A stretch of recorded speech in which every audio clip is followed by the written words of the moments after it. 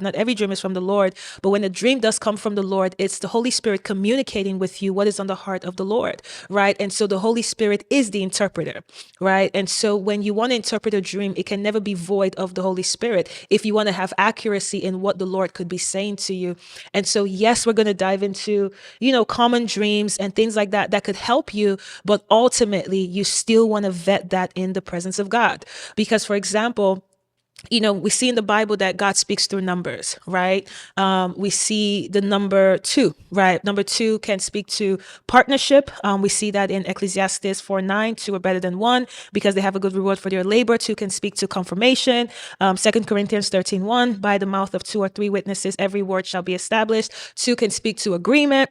Can 2 walk together unless they are agreed? And you see there's this usual occurrence of 2 that could speak to these things, just like the number 7 that could speak to perfection, that could speak to the Holy Spirit. And you see this occurrence of 7 in many places. And this is so personal for me because in my recent study, I was reading how Samson, right, his hair, the locks on his hair literally were 7 locks. I mean, you can't make this up. You can't make this up. And Samson never touched his hair. Remember, he was a child who was dedicated to the Lord from the womb.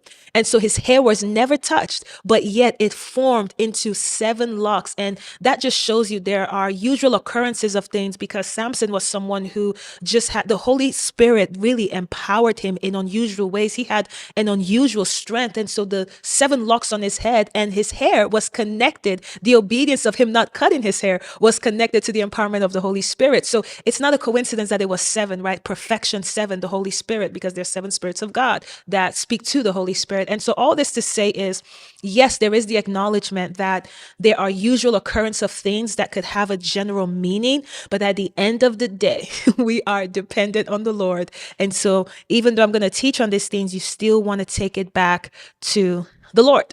And so number 1, drum roll. Boo, boo, boo, boo, boo, boo, boo.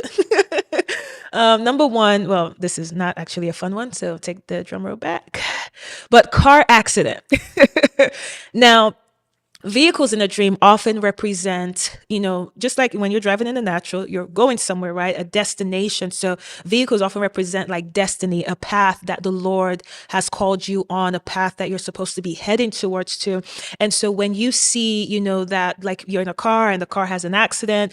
So first of all, you didn't reach your destination and there was something that obstructed your ability to even get to your destination. And so you have to come before the Lord and begin to pray because it could either be a warning or an attack.